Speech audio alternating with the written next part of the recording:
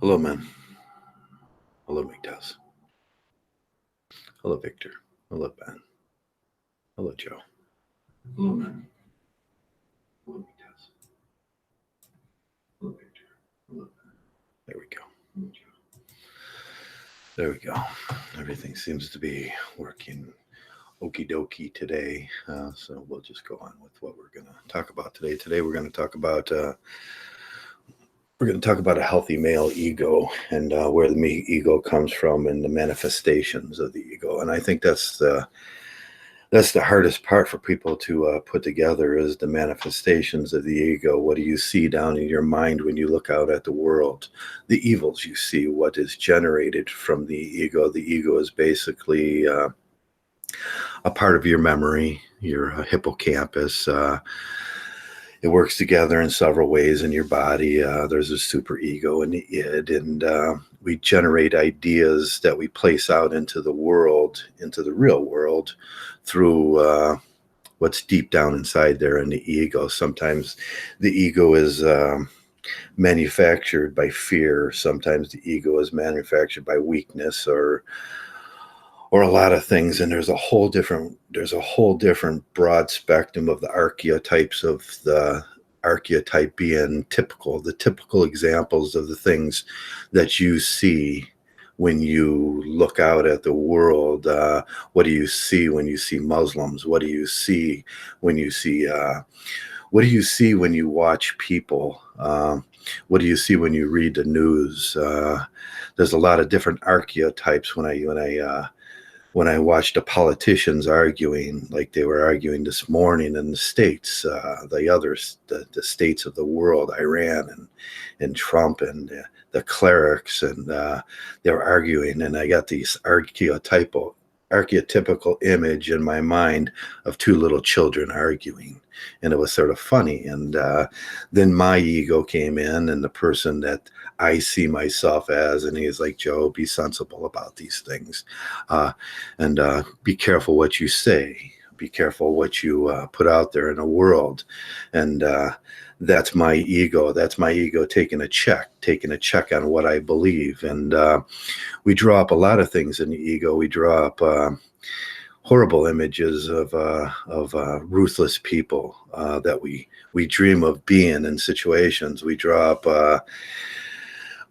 things that are manifested through our fears in life. What are, our xenophobias in life? What are these people that are coming to hurt me? A lot of times in the manosphere and in Mgtow, when we draw up this archetype of this thing that manifests in our ego, we draw up the feminist, that evil feminist with the blue hair. We have descriptive words for that. She has red hair. She has blue hair. She's evil and she wants to take. That's all part of the ego. It tells about you. And when you're talking, you tell about yourself, and you're telling the world about yourself and what manifests in your ego. And the ego is either healthy or it's non-healthy or it's non-existent. Today, we're going to try to focus on the non-existence parts of the ego, because a non-existent ego is a dangerous thing to have. Things will be filled by other people, and there's a void there, and the way you look at the world and your paradigm on the world will be filled by other people, and that's not a good place to be. There's demons that can be manufactured up there, and them are the demons that we're going to talk about today. A healthy ego is a measurement of your strength. We hear this all, strength ego. You put that on a bar. Everything in my world I put on a bar. Everything in Camus' world, he puts on a bar. Everything, and I try to keep things on the bar and I try to keep things fair and balanced and equal, and I float somewhere in between there all the time.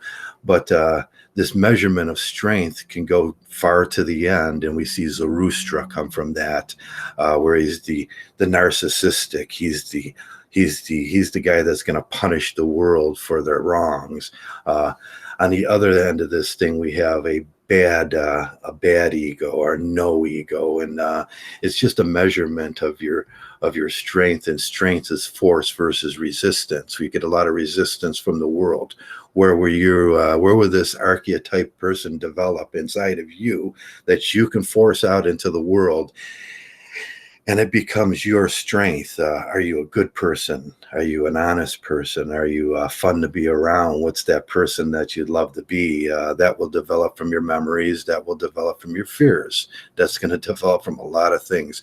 There's so many ways to take this that it almost becomes impossible when we talk about the ego. Should we get rid of the ego? There's portions of the ego that you want to get rid of. Should we have a healthy, balanced, and fair ego? I think that's what we want to get at, a healthy, balanced, and fair ego. A lot of times you're going to get false information inside your ego.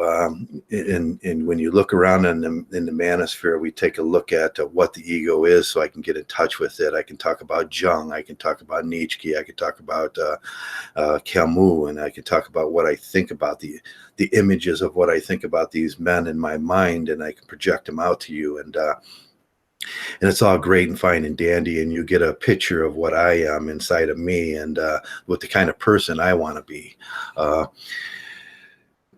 We get these archetypes in our head, but a lot of times you have to watch it with the ego, because we get a representation of the feminist ego or the female ego in here. When you're reading things, you always, Jung would portray it as the anima or the animus, if the female ego is there.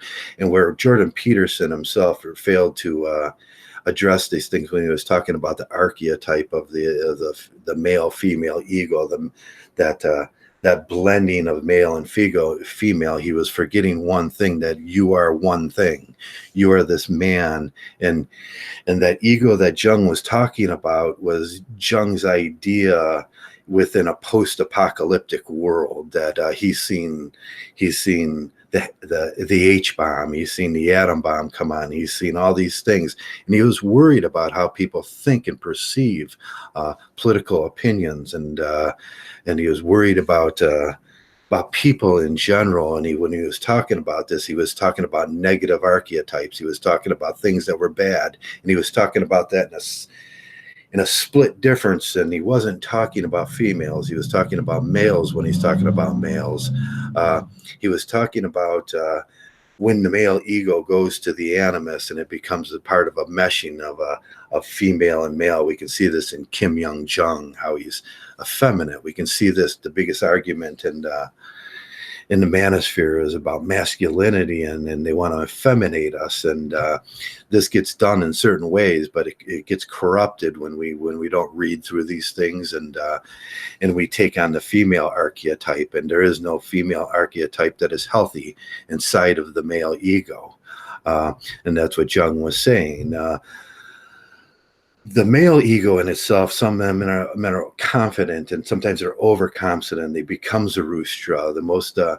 But what we see most of all in this new world is the requirement that you have to be subservient, you have to be attentive, you have to be loving, you have to show your weaknesses, and there you can receive love and admiration. And this is unhealthy too, because we get the validation. Men start validating their very souls through that love and admiration that they desire. So their egos become something else. They become the animus. They become the female ego.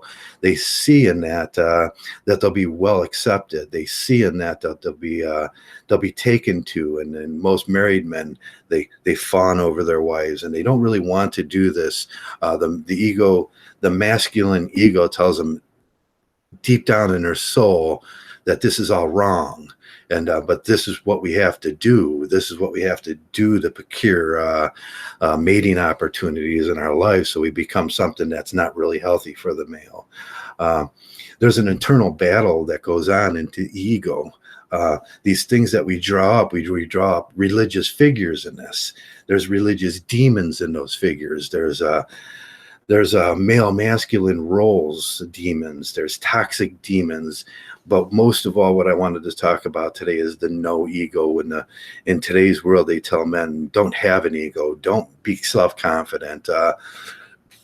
your existence on this world is to serve, to be subservient. I think this is where we ask ourselves that we ask ourselves is this is where we become the slave, and it all starts here. I've always said that. Frederick Douglass would say that in the poem Invictus. He says this: it all starts right here in your beliefs in yourself, in your beliefs in and what is real and what is not real, and that archetype you draw up, and you put this into the world, and you try to manifest your personality to match that ego that you have, and it could be positive and it could be negative, and we when we do these things, we want a healthy male ego that is self-confident, that thinks he's, yes, the prettiest thing on the world. It's not bad to think I'm all that in a nutshell. I'm the best thing that walked the face of this planet. That's nobody's business but yours. And if you have self-confidence,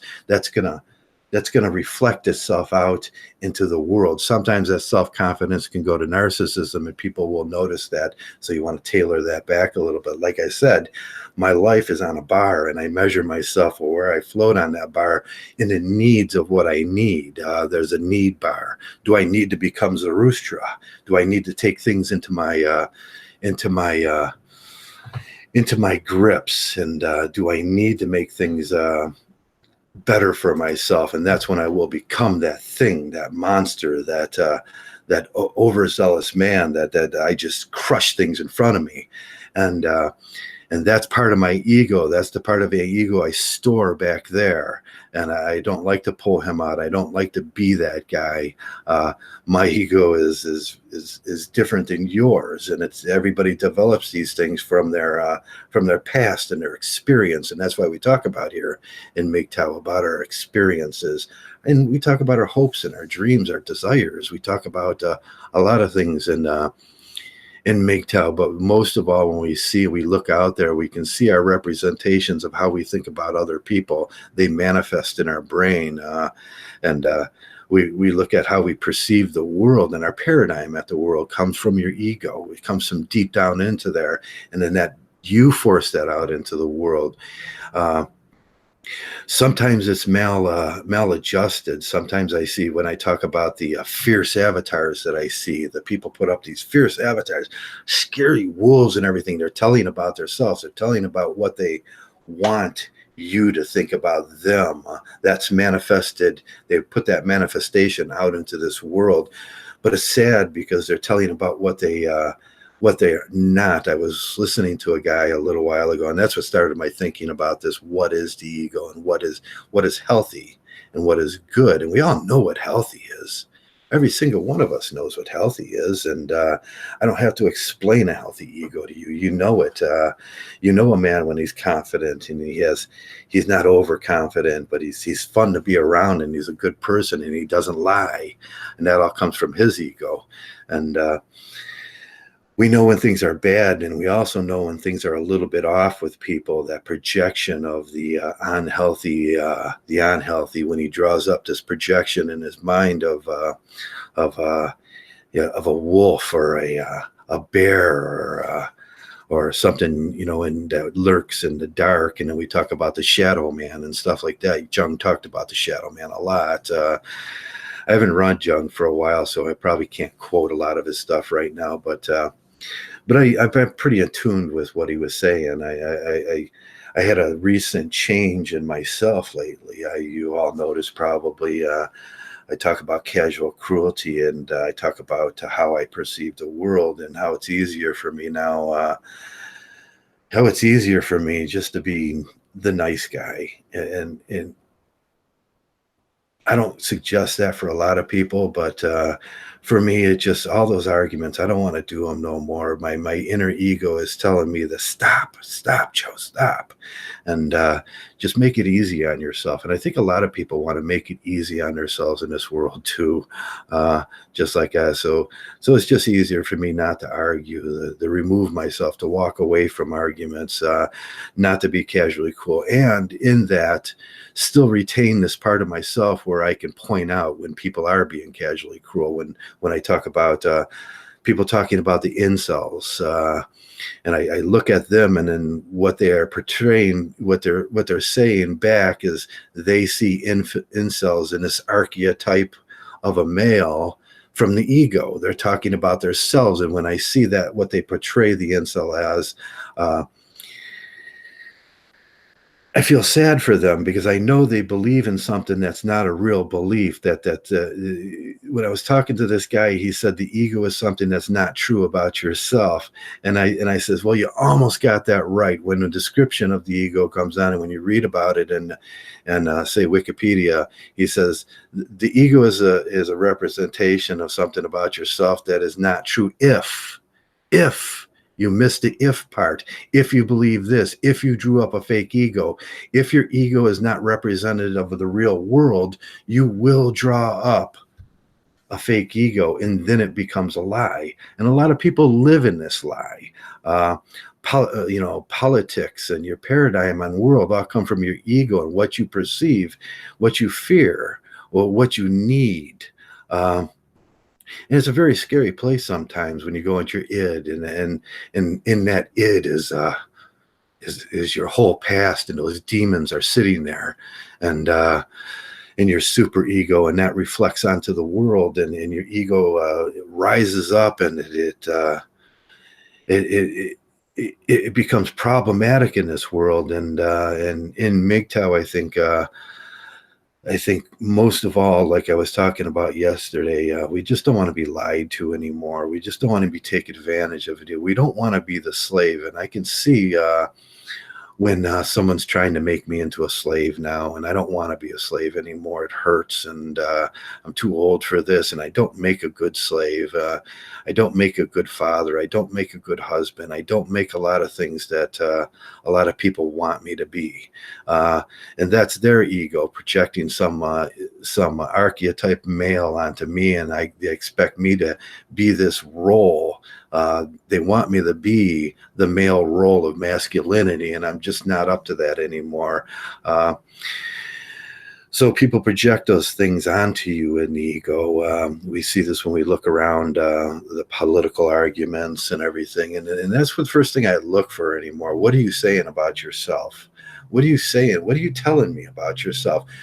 When you talk about these evil demons out there, these evil feminists, these evil Muslims, these evil white men, you're talking about me when you're talking about that evil white man. What thing did you draw up in your head? I asked them. Well, when you see, do they see this little Shlomo guy, like with this old white guy with sharp fingernails, counting money and swimming around in a pool of placenta, like I say? And he's like, oh man, that's a pretty screwed up worldview, and that's a pretty screwed up paradigm. But really what they're saying is that comes from their mind. That's the projection that comes from their mind, and that's what they see about this world. And that's a sad, sad place to be. And I want to cure them all. I want to bring a little Mgtow and a little red pill to their world and say, man, you're just not seeing it right. And it's a rough job, and I've been doing it a long time, and you guys know how rough that job is. You do this job yourself. You get out there and you try to talk, and you try to talk up Mgtow, and you try to tell the people that we're not what you see. We're not those incels. We're just a bunch of guys that don't want to be lied to anymore. And I wish that the world would have a healthier projection of the archetype Mgtow. And what is the archetype Mgtow? We never really gave this picture, or this drawing of what is the archetype Mgtow. He's a confident male. He's a happy male. He doesn't want to bother anybody. He doesn't put himself in danger or risk.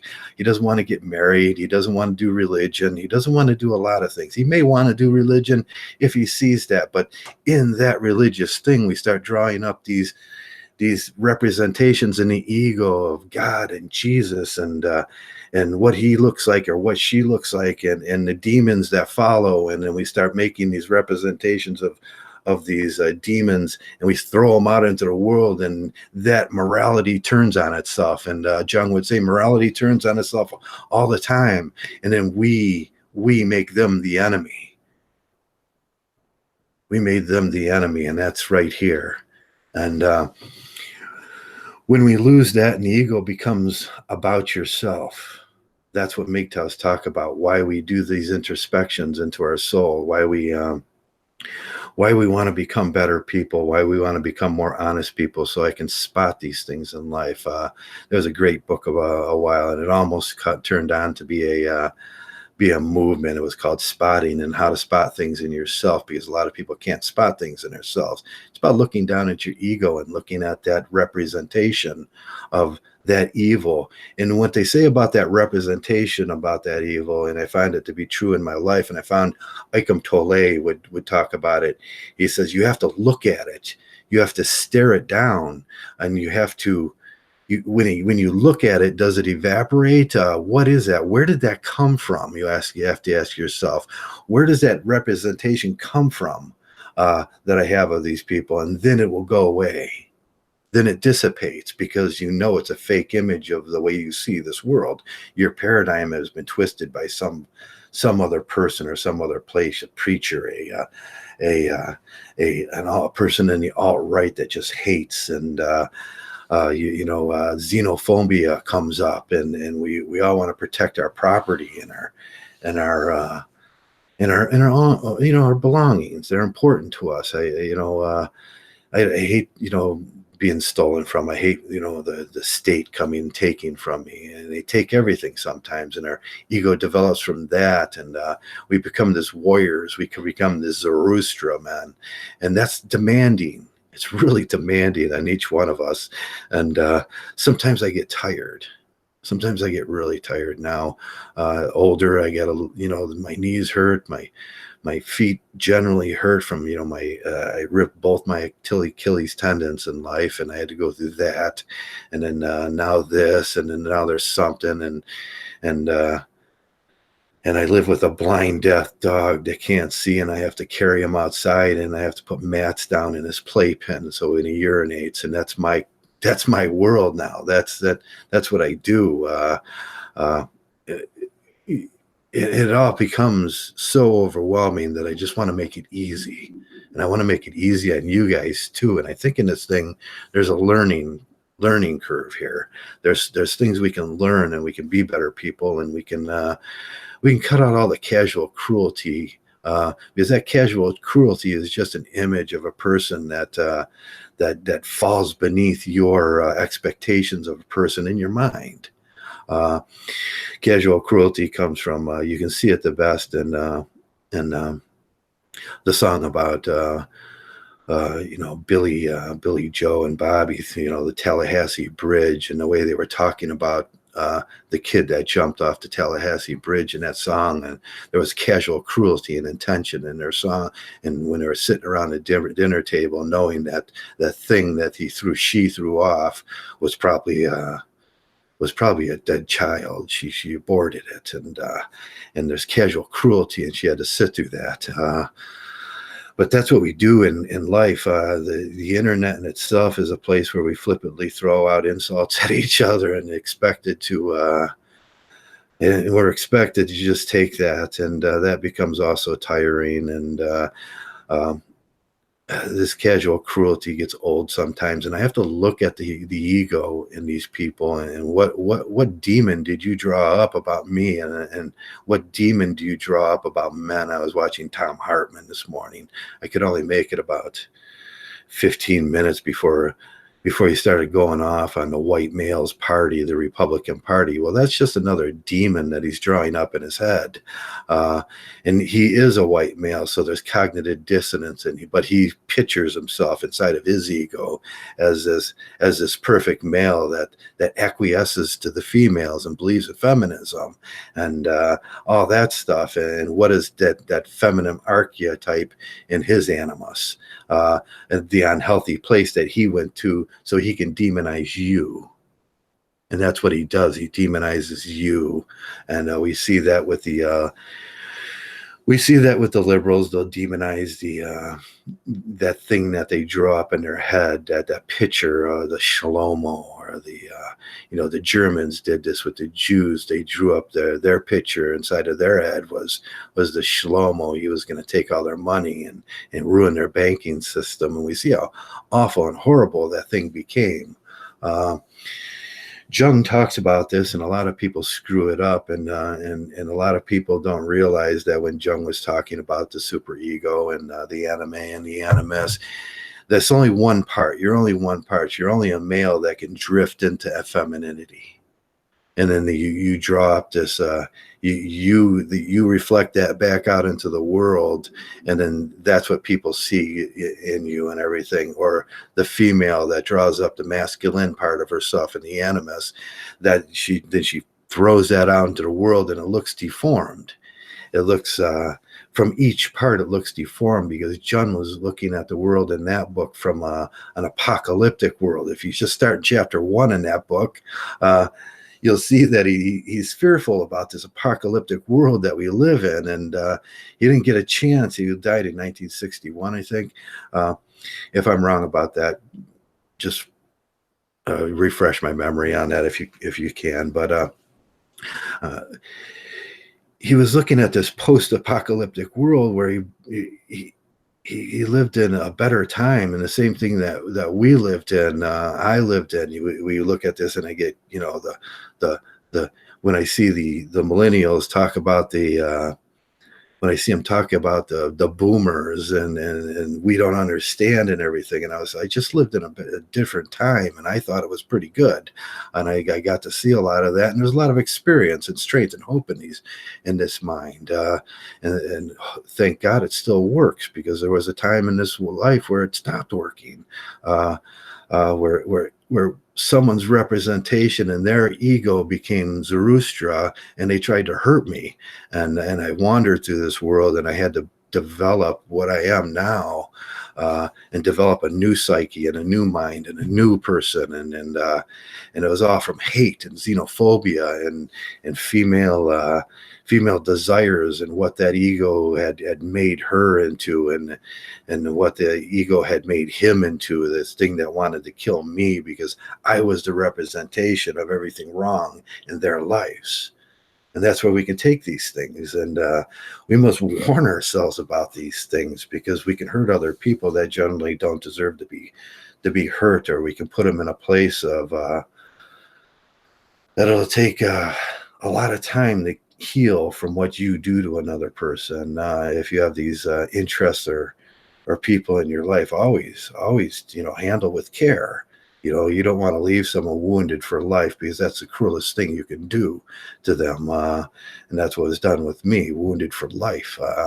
It's cruel. You might as well have killed me. You should have killed me. The cruelest thing you can do to a person is half kill them, because they have to live with that for the rest of their life, or take something from them, and that's where families become destructive. The biggest thing in the CIA and in the dark underworlds that we imagine in our brains, in this world, is someone's coming for my family, and they're going to kill my little girl, and then I'll have to live with that the rest of my life, that horror.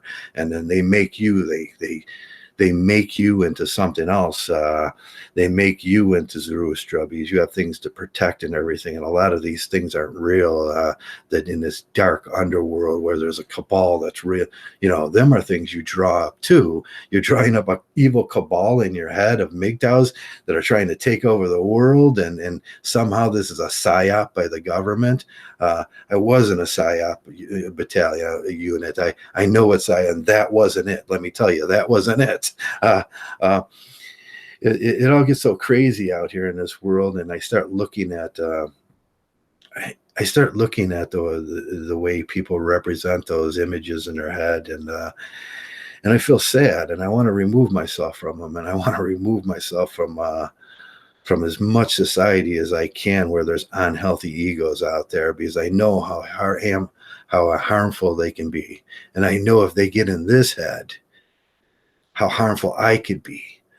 So I don't want to do that. So a male healthy ego is what we want to talk about. And what is a male healthy ego? I think I do it every time I go, God, am I pretty?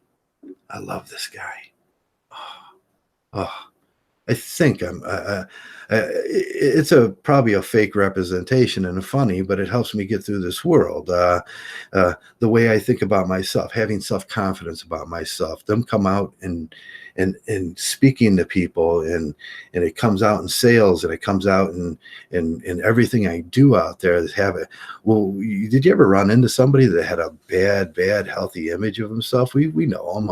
We see the guys around here. A lot of the incels have a bad self-image of themselves, and I can't imagine what horrors in their life they had to endure to get that bad self-image, or that one thing that sticks through their whole lives. And I feel sad. And them are the things I want to talk to Mgtows about. I want to. Maybe that's not true about yourself. Maybe you're better than that. Maybe you are better than that. When I look at Steve Hoka and how he thinks himself a TFL, and what brought on that self-image of himself? There's not much ego left in there, where he thinks himself to be ugly. He thinks himself he thinks himself to be weaker, and he's a jogger. He runs 10 miles with ease.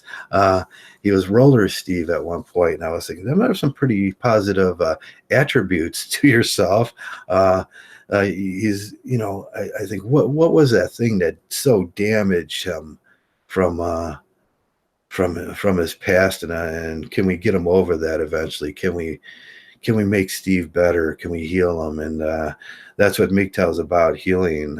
We all heal in here a little bit because we have been lied to our lives. There was awful events sometimes with that, and there's horrible events that other people go through, and that will affect the way they look at you. And that's what I see when I see these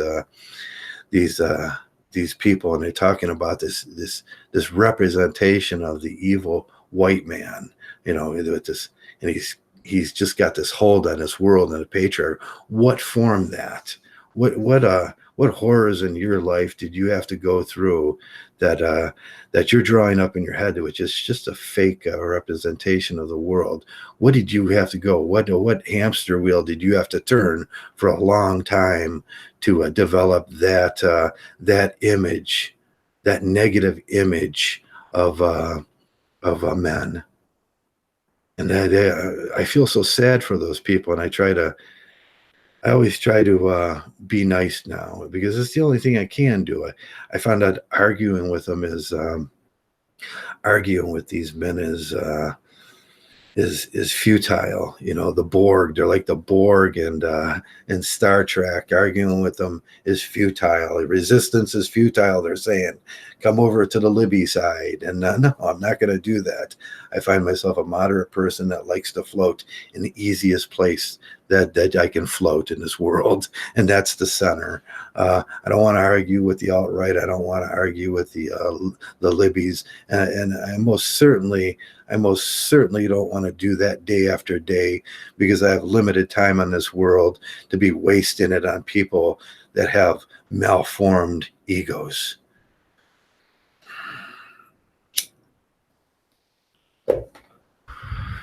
And a lot of people do have malformed egos. What's that representation? Each one of you should, do that introspection, that Mgtow introspection, and look down in there. And what's that representation of the person that you think you're looking at?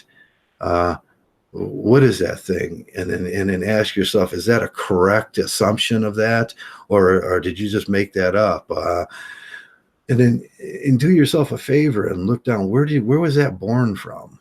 Where was that thought born from? I get a lot of bad thoughts in my head sometimes, and I shake them off. And it's like, and the first thing I ask myself is, where was that thought born of? What was that born of? Was that born of somebody putting stuff in my head? Was that born of my biases, my xenophobias? Was it born of something really that happened in my life? And them are the things that haunt me. Your memory will haunt you, and they'll draw up all sorts of bad things. If sometimes when I don't trust people anymore, and when I go to a party, if someone makes me a drink, I'll spill it out, because it's like. People poison people, and I know that, and I've experienced that in my life, and it left me vacant. So them are the things that I have to battle with. If I don't open a can of food, I won't eat it. It's hard for me to go out to restaurants and do what I do because I don't generally trust people.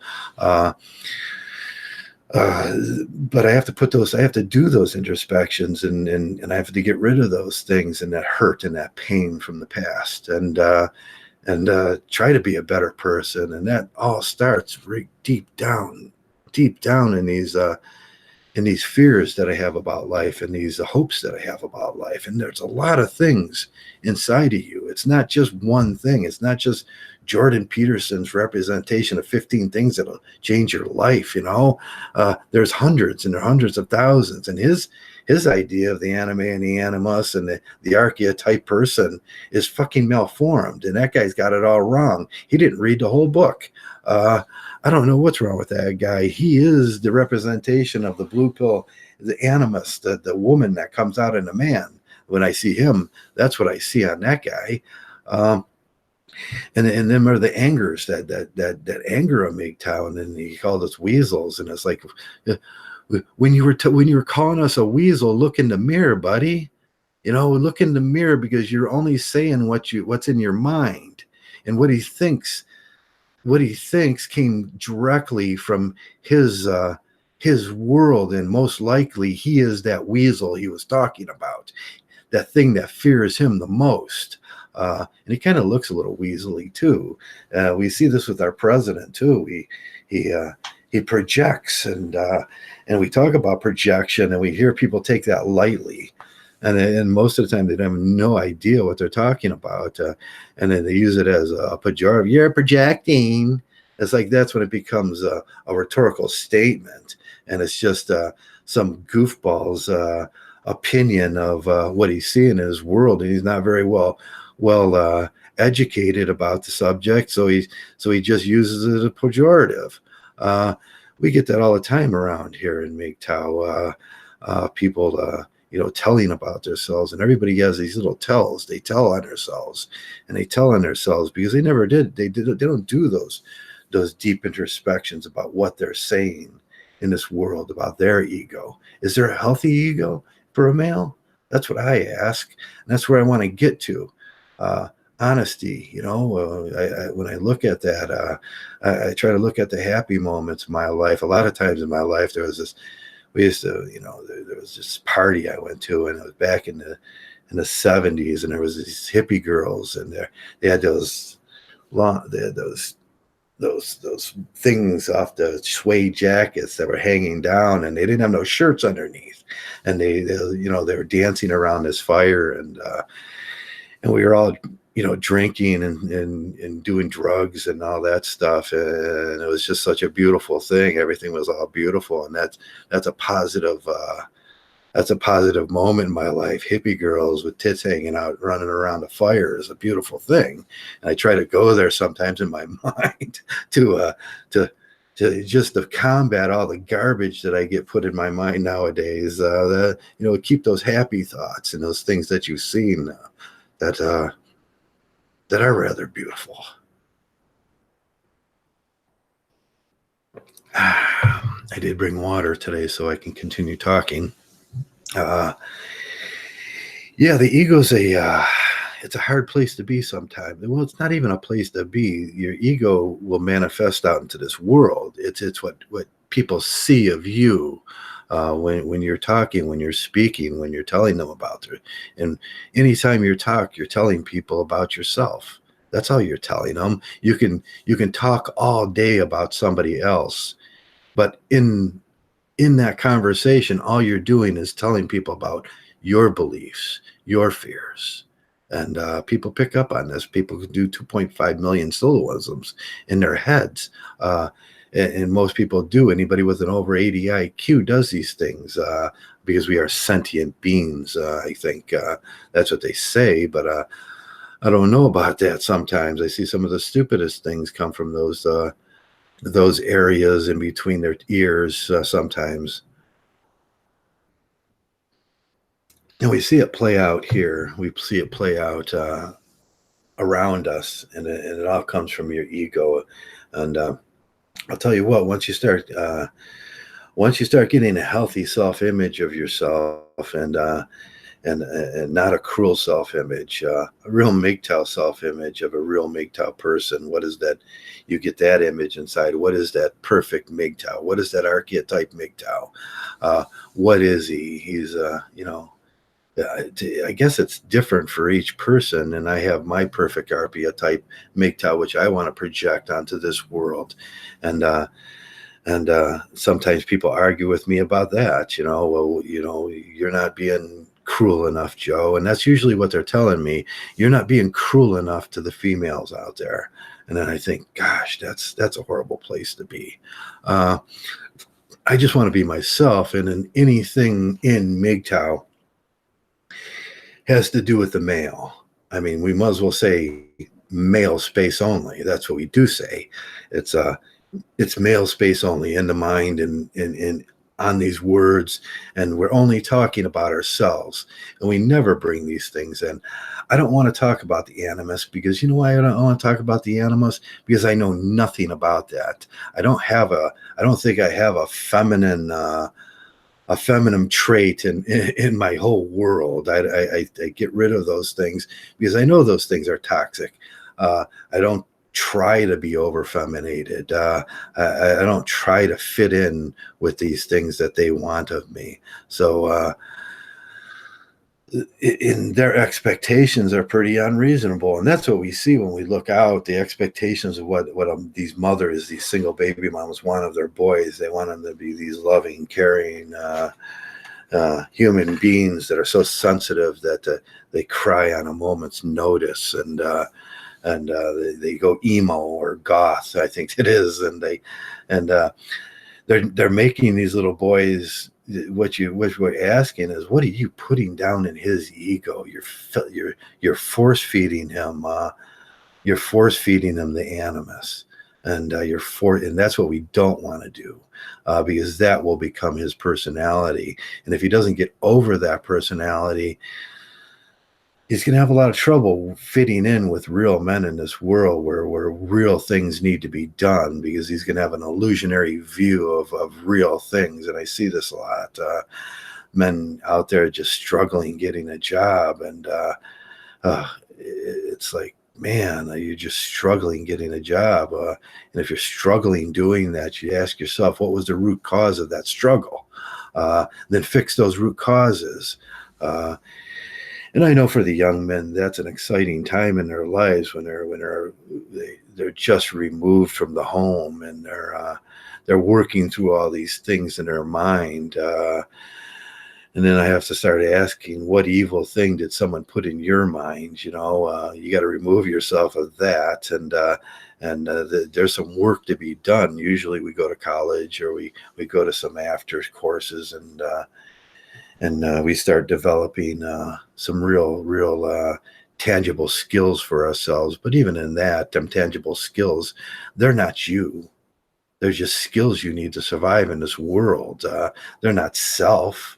I see a lot of people place self in the skills that they know about this world, and that's not you. And we talk about that in the roles. You become the role of the mechanic. You become the role of the plumber. You become the role of the electrician, or the manager, or the engineer, and that becomes you. Is that really you? No, that's what somebody wants from you. When we look at religion, and we look at all these things, we look at how they manipulate us men, and what they want from us is they want that perfect subservient men so we can be the slave. And that's the reduction of all ego. You've become, you've become, you've become a tool. And that's why it's so insulting when someone calls you a tool. I'm not a tool.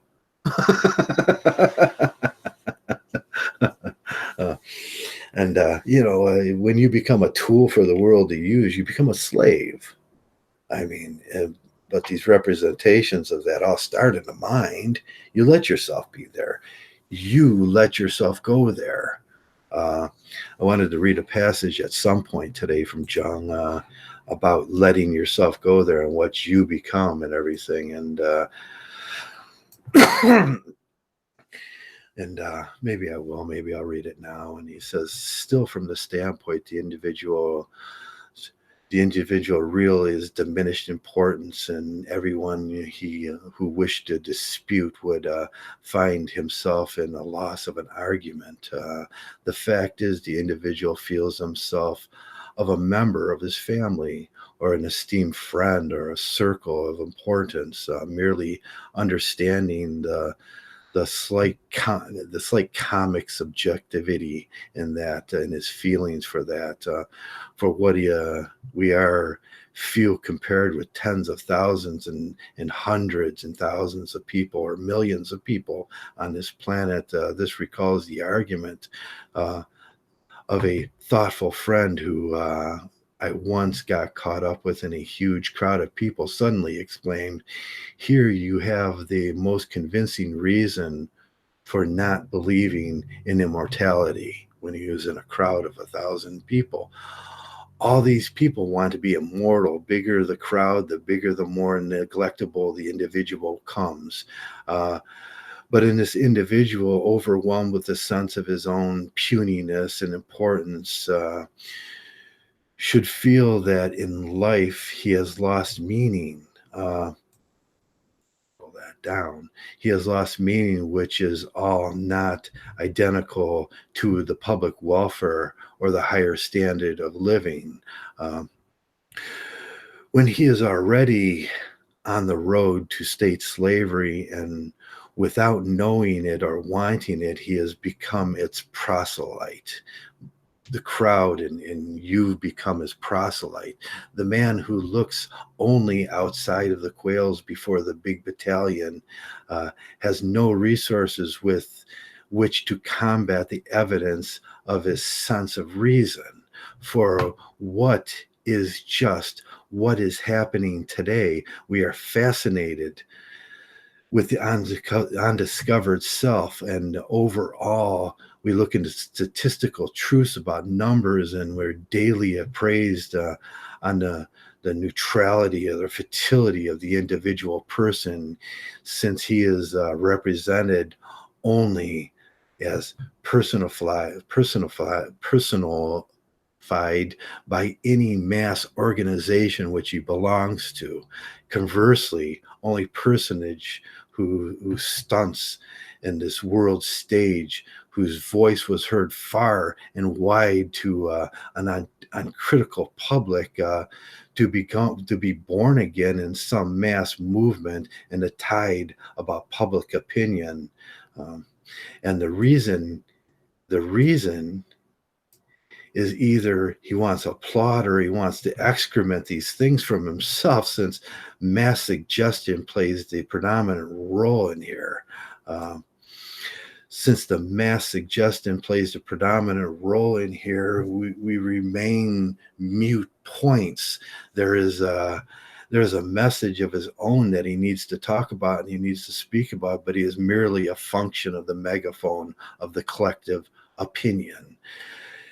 Jung said something right after it. He said, "A million zeros joined together, unfortunately, is only a zero. Unfortunately, everything depends on the quality of the individual, but the fatality and his short sighting in the habits in which he ages is comes to term with a large number of mass organizations. Don't be involved with a mass organization of a bunch of zeros, because that still comes to a zero. I think that's the red pill movement, or their opinion of the red pill movement out there, and it doesn't reflect on Mgtow. But we can see it in that a lot of zeros become a lot of zeros, and they don't have individual personalities. And that comes what he's talking about here is from the ego, these things from the ego. Wherever social conditions of this type uh, develops on a large scale and becomes the road to tyranny, he says, lies on, and the freedom of the individual turns into spirituality and physical slavery, since every tyrant ipso facto is immoral and ruthless. Jung talks about these demons that exist in the ego. He talks about the anime. He talks about the animus. He talks about the manifestations of reality, which causes chaos in our lives. Uh, Things we believe. And yes, Jordan Peterson, the archetype is not interchangeable goodness with the female. It's speaking of an evil. It's speaking of something we need to regulate in our life, not to embrace. So Jung had a lot of things to say about this thing, and if you read some of those books, they go very deeply into how we should think. And he had a good grasp on this in his life. But he says, stay away from the collective masses and don't become a mouthpiece for the collective masses, and don't become that. Individuality will start right here, where you become an individual person. And a million zeros plus one you, a Mgtow, it becomes one. And that's what Mgtow is about. We're not a million zeros anymore. We're a million men with individual personalities, and a lot of positive comes from that now. And then we become a million. We're not those zeros like they are, all representations of the mouthpiece of the group. We truly are a movement of a million men, a million real men, and a million real personalities, as long as we develop healthy egos, is what Jung would say. And with that, I think I've spoken enough about this subject. With that, it's like always, each and every single one of you develop that personality, and you become that Mgtow ego that people see. If it's a failure, then that's what people will see. But if this world sees a million ones, then it's a million.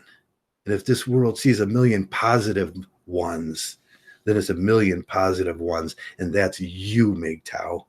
Each and every one of you have this place in this world, and it starts right there.